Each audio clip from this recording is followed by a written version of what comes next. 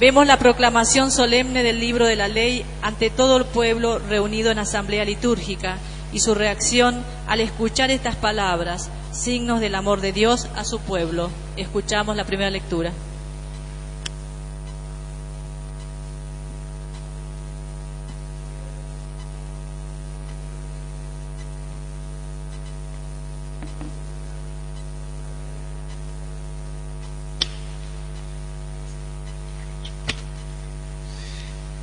El sacerdote Esdras trajo la ley ante la asamblea, compuesta por los hombres, las mujeres y por todos los que podían entender lo que se leía. Era el primer día del 7º mes. Luego, desde el alba hasta promediar el día, leyó el libro en la plaza que está ante la puerta del agua, en presencia de los hombres, de las mujeres y de todos los que podían entender. Y todo el pueblo seguía con atención la lectura del libro de la ley. Esdras, el escriba, estaba de pie sobre una tarima de madera que habían hecho para esa ocasión. Abrió el libro a la vista de todos, de todo el pueblo, porque estaba más alto que todos. Y cuando lo abrió, todo el pueblo se puso de pie. Esdras bendijo al Señor, el Dios grande, y todo el pueblo, levantando las manos, respondió: Amén, amén. Luego se inclinaron y se postraron delante del Señor con el rostro en tierra. Los levitas leían el libro de la ley de Dios con claridad, interpretando el sentido de manera que se comprendió la lectura. Entonces Nehemías, el gobernador, Esdras, el sacerdote escriba, y los levitas que instruían al pueblo, dijeron a todo el pueblo: este es un día consagrado al Señor, su Dios. No estén tristes ni lloren, porque todo el pueblo lloraba al oír las palabras de la ley. Después añadió: ya pueden retirarse, coman bien, beban un buen vino y manden una porción al que no tiene nada preparado, porque este es un día consagrado a nuestro Señor. No estén tristes, porque la alegría en el Señor es la fortaleza de ustedes. Palabra de Dios.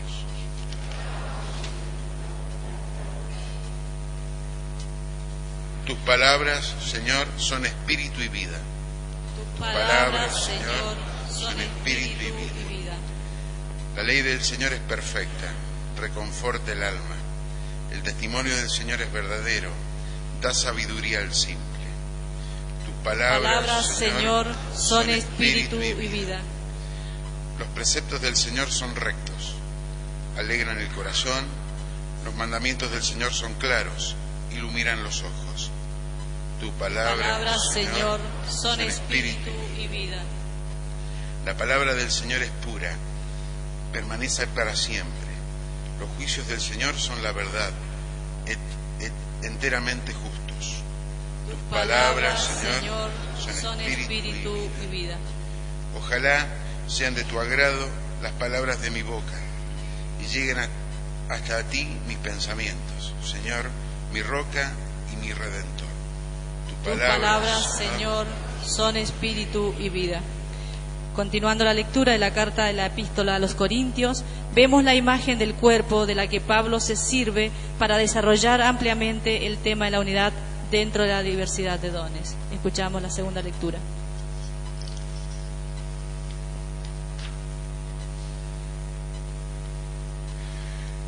Lectura de la primera carta del apóstol San Pablo a los cristianos de Corinto. Hermanos, así como el cuerpo tiene muchos miembros y sin embargo es uno, y estos miembros, a pesar de ser muchos, no forman sino un solo cuerpo, así también sucede con Cristo. Porque todos hemos sido bautizados en un solo espíritu para formar un solo cuerpo, judíos y griegos, esclavos y hombres libres, y todos hemos bebido de un mismo espíritu. El cuerpo no se compone de un solo miembro, sino de muchos. Ustedes son el cuerpo de Cristo y cada uno en particular miembros de ese cuerpo. Palabra de Dios. En este inicio del Evangelio de Lucas, Jesús nos manifiesta que la salvación anunciada por el profeta se ha hecho presente en su persona. Él es el Mesías que ha venido a dar la buena noticia a los pobres. Escuchamos la proclamación del Santo Evangelio.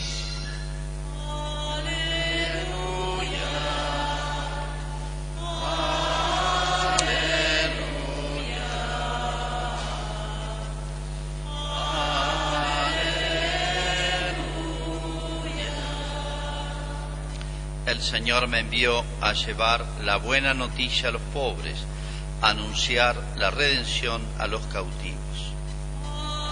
Aleluya, aleluya.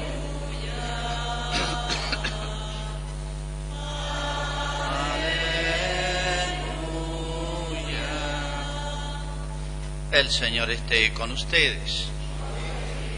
Evangelio de nuestro Señor Jesucristo según San Lucas. Muchos han tratado de relatar ordenadamente los acontecimientos que se cumplieron entre nosotros, tal como nos fueron transmitidos por aquellos que han sido desde el comienzo testigos oculares y servidores de la palabra. Por eso, después de informarme cuidadosamente de todo, desde los orígenes, yo también he decidido escribir para ti, excelentísimo Teófilo, un relato ordenado, a fin de que conozcas bien la solidez de las enseñanzas que has recibido. Jesús volvió a Galilea con el poder del Espíritu, y su fama se extendió en toda la región. Enseñaba en las sinagogas y todos lo alababan. Jesús fue a Nazaret, donde se había criado. El sábado entró, como de costumbre, en la sinagoga y se levantó para hacer la lectura. Le presentaron el libro del profeta Isaías y abriéndolo encontró el pasaje donde estaba escrito: El Espíritu del Señor está sobre mí, porque me ha consagrado por la unción. Él me envió a llevar la buena noticia a los pobres, a anunciar la redención a los cautivos y la vista a los ciegos, a dar la libertad a los oprimidos y proclamar un año de gracia del Señor. Jesús cerró el libro, lo devolvió al ayudante y se sentó. Todos en la sinagoga tenían los ojos fijos en él.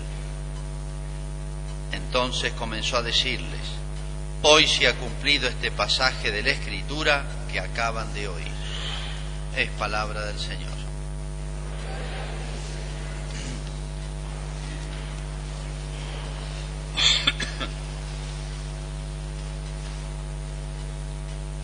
Hoy comenzamos en las lecturas, vieron que se va variando de evangelista este año.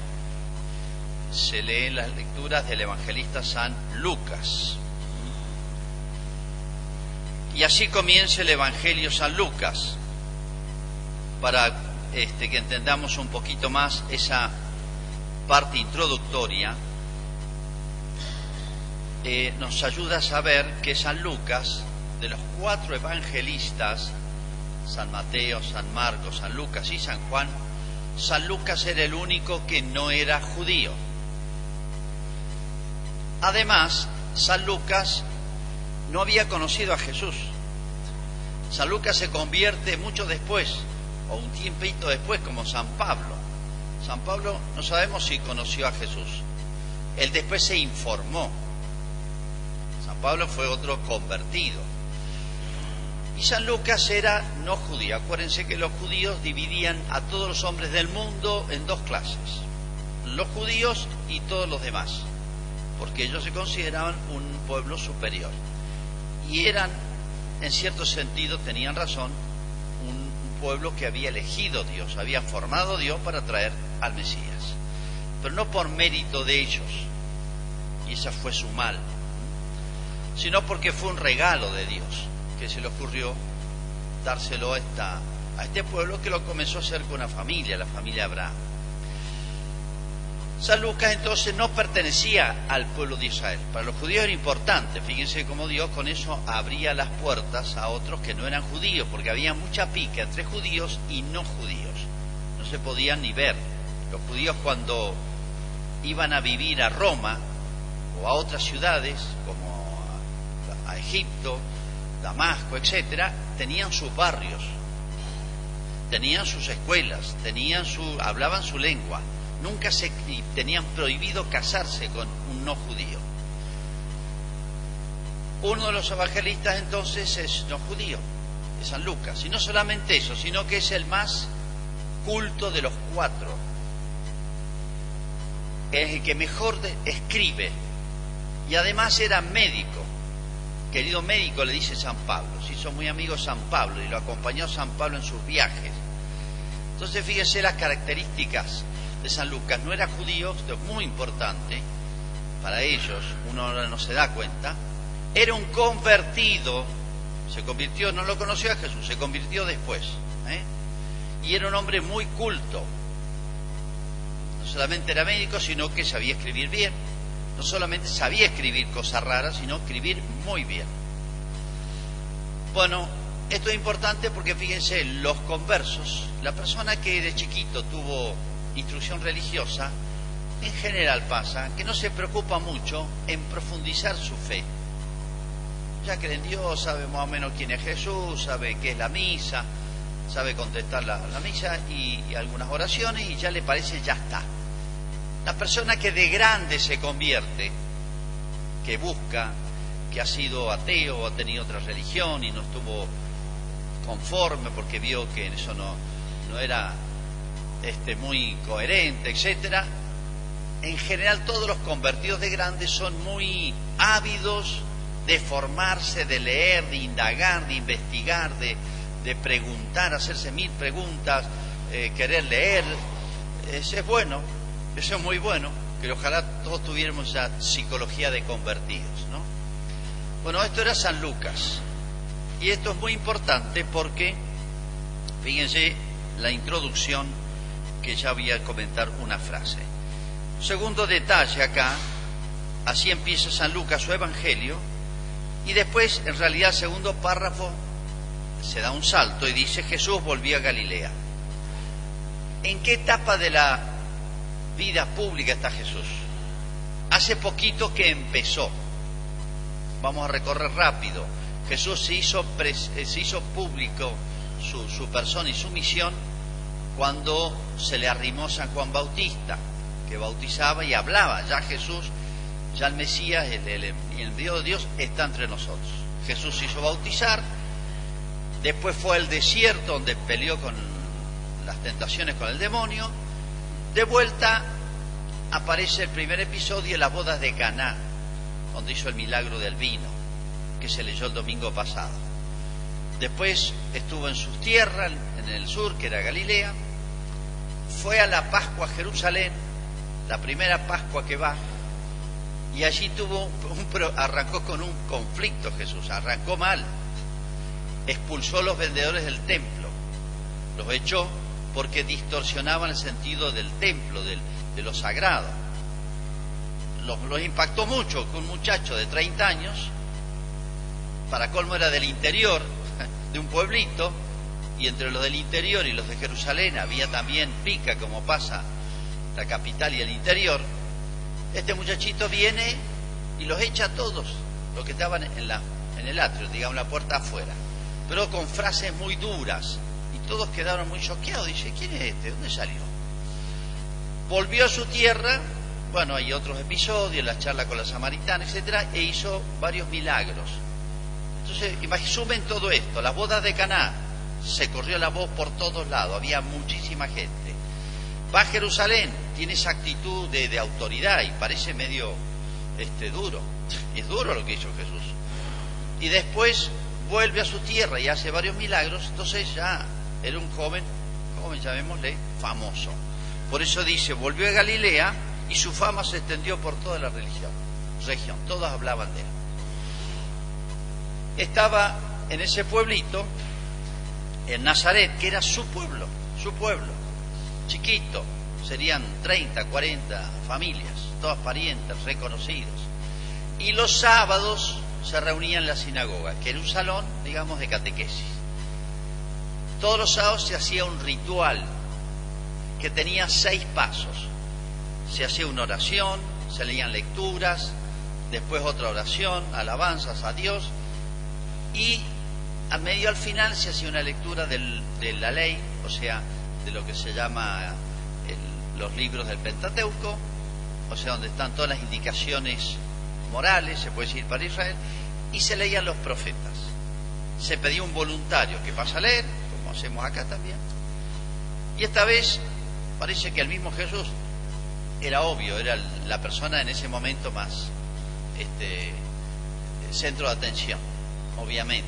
Antes tal vez pasara desapercibido, porque era uno más de ahí, de su pueblo, de Nazaret, pero ahora ya no.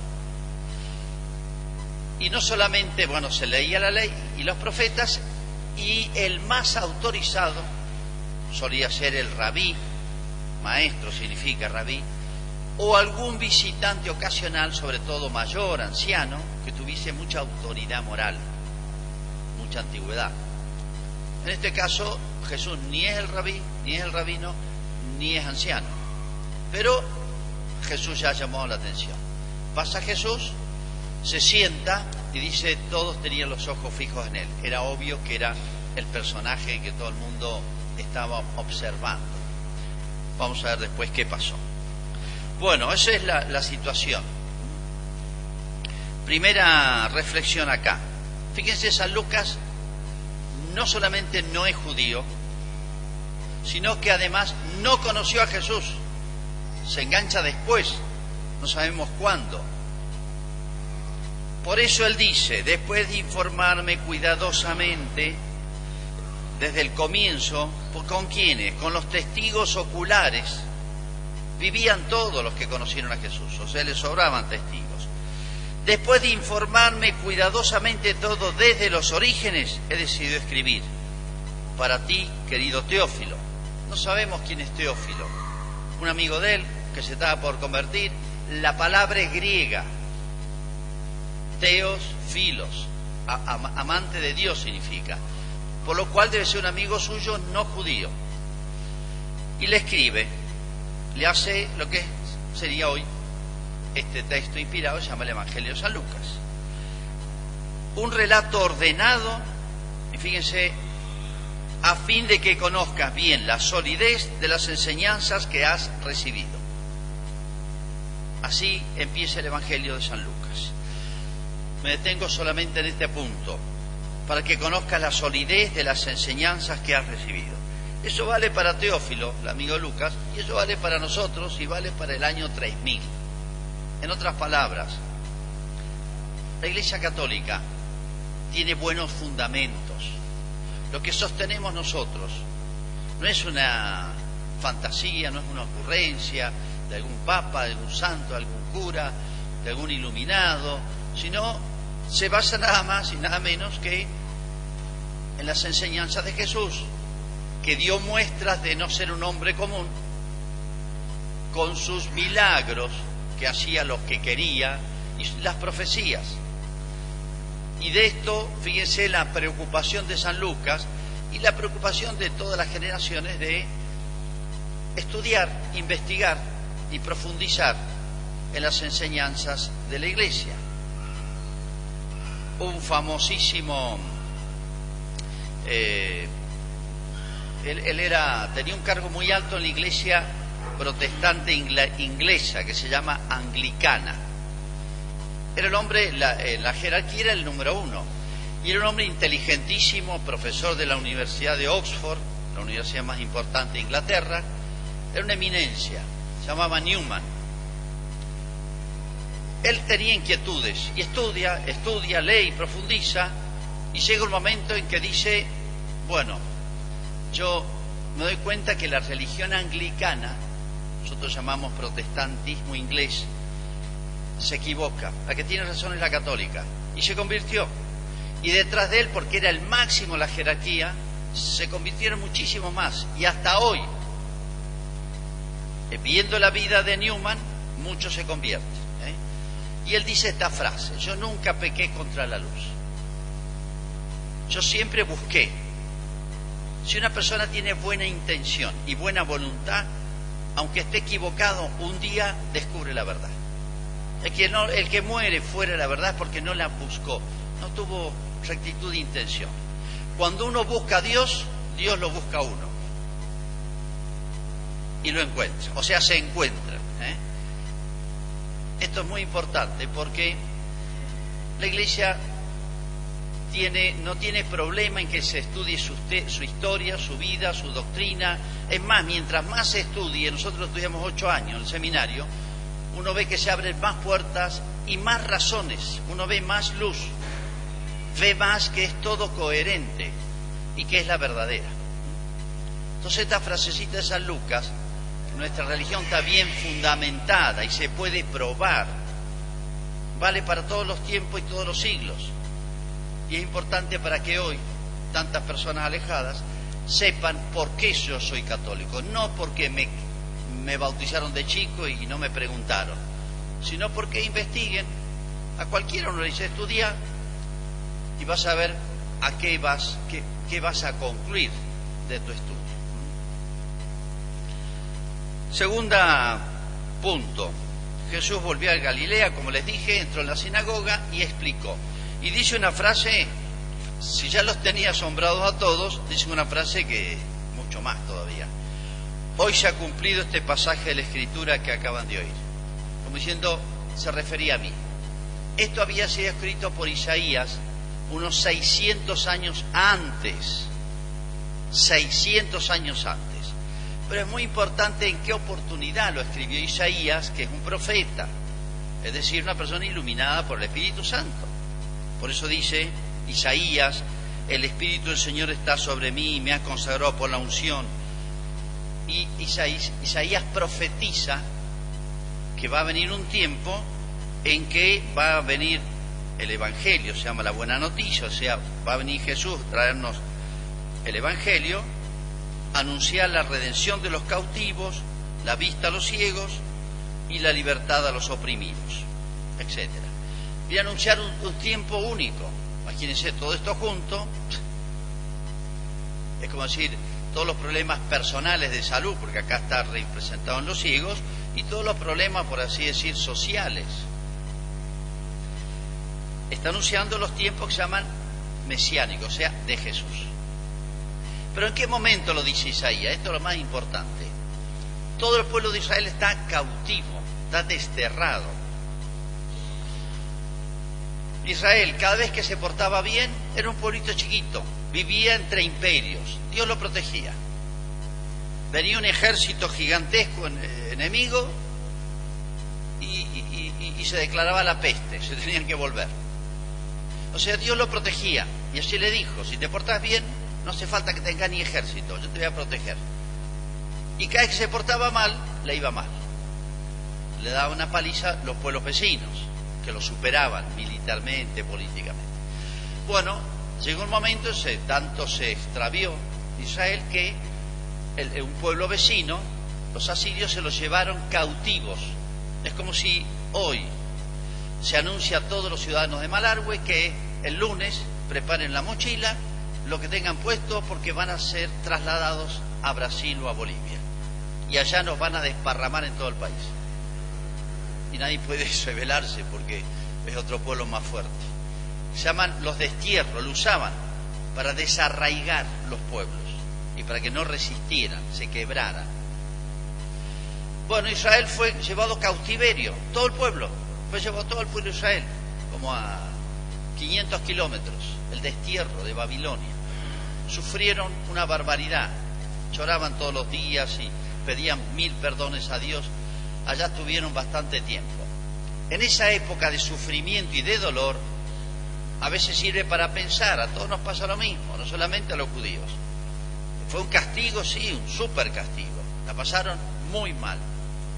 Pero esos castigos se llaman medicinales, o sea, que es como una medicina.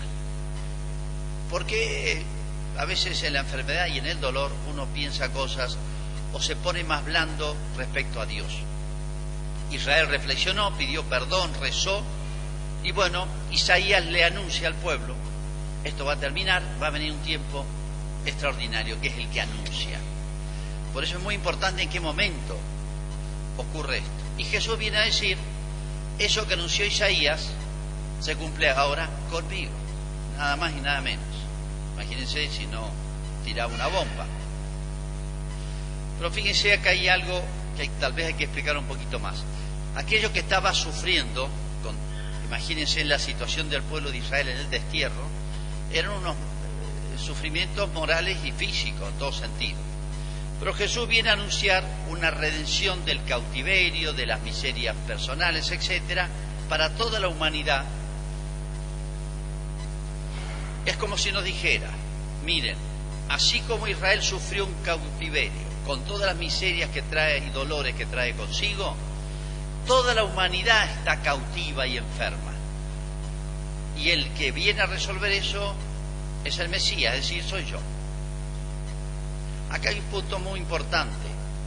Solo Cristo nos libera del cautiverio. ¿Qué cautiverio? Y miren, uno dice, somos libres. Hoy se habla mucho de adicciones. Toda clase de adicciones. Hay una lista de 40, no es la droga solamente. Adicciones son ataduras de las cuales uno no puede salir, necesita un tratamiento y a veces no sale nunca. Hay adicciones físicas, psicológicas y morales. El pecado, el hábito de pecado, el hábito de vivir lejos de Dios u obrando mal, son hábitos malos y ataduras, adicciones la podemos llamar. El único que nos puede liberar es Cristo. No hay tratamiento psicológico, psiquiátrico, no hay metodología que sustituya esto. Y sobre todo de una atadura que es la más dura, es la del demonio. Acá menos todavía. ¿Se acuerdan que Cristo expulsaba demonios? Y Cristo les dijo, miren, si yo expulso los demonios y ustedes no podían, es que ha llegado el Mesías. O sea, es una prueba más.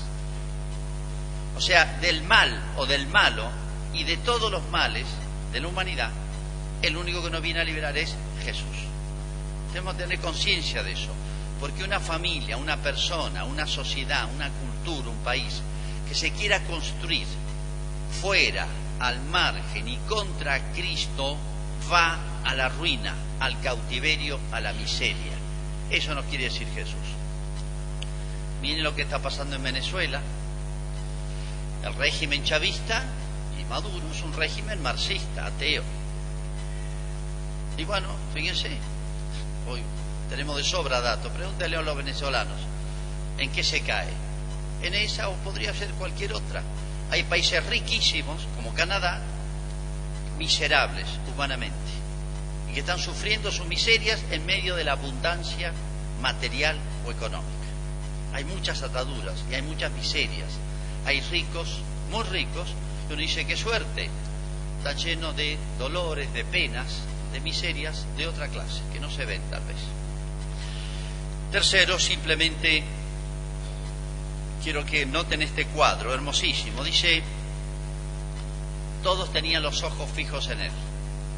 Pero el texto original de Lucas, griego, dice, no solamente lo estaban mirando, como usted me está mirando a mí, no les queda otra, sino que dice, lo miraban, el texto dice, lo miraban con muchas ganas, con avidez, y con constancia. O sea, no hay una palabra castellana que exprese todo esto junto, O sea, se lo estaban comiendo, devorando con la mirada. A ver, no le perdían un gesto, una palabra, porque estaban todos asombrados ante esta sorpresa llamada Jesús. Este cuadro es hermoso, todos en la sinagoga mirando a Cristo. Uno dice, qué lindo para una familia, un pueblo, nuestro Malargüe, nuestra patria, América, etcétera, que estuviéramos así mirando a Jesús. Pero, y con esto introduzco al texto del domingo que viene, hay distintas maneras de mirar a Jesús. Uno, quiero aprender de él, estoy asombrado de su personalidad, aquí hay algo grande. Es una manera linda, buena, la mejor, la que corresponde. Y otra manera, a ver en qué lo agarro. Apenas meta la pata, lo vamos a agarrar. vamos a ver qué va a pasar en el texto que sigue el domingo que viene. Porque hoy pasa eso, se mira a la iglesia, es decir, ustedes ven acá, les van a poner la lupa y los van a mirar más que a otros. Este que va a la iglesia se golpea el pecho, siempre dice la misma frase, está todo el día con el cura está en la casa y fíjate lo que hiciste. A los otros no les van a decir nada, pero el que viene a la iglesia ya lo van a mirar. Al cura no les cuento. Hoy han aparecido tantos casos y uno dice, ¿cuántos escándalos de los curas? Miren, el tema es más largo. Se podría escribir miles de libros sobre los papas, la miseria de los papas, de los obispos, de los curas, de las monjas, y no les cuento de ustedes los laicos, mucho más. Miles de libros. Porque la iglesia somos todos, de las monjas también. Pero si ponemos las cosas grandes, buenas, nobles, únicas en la historia, podemos escribir otra enciclopedia o más todavía. Entonces, depende con qué ojos miremos, con qué intención miremos. En la vida de cualquier persona, uno puede escribir un libro sobre las cosas buenas que ha hecho y otro libro sobre las cosas malas y los defectos, sí, depende qué busquemos.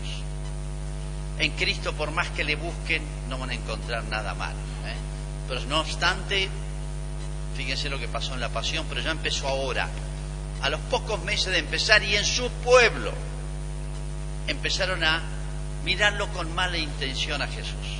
No basta con mirar a la iglesia. Nos miran hoy, nos ponen la lupa, nos salimos los diarios. Yo estoy temblando que mañana se llegó a aparecer en los diarios. No se saca más uno, porque los diarios, los medios nunca se retractan. Y bueno, y ellos viven del escándalo, así que nos buscan por todos lados. Así que bueno, vamos a ver entonces con este cuadro hermosísimo, que ojalá que lo reconstruyamos imaginativamente y sea para nosotros una especie de modelo de lo que debe ser nuestra vida, nuestra familia, nuestro Malargüe. Tener los ojos fijos con avidez en la persona de Jesús. Hacemos la profesión de fe.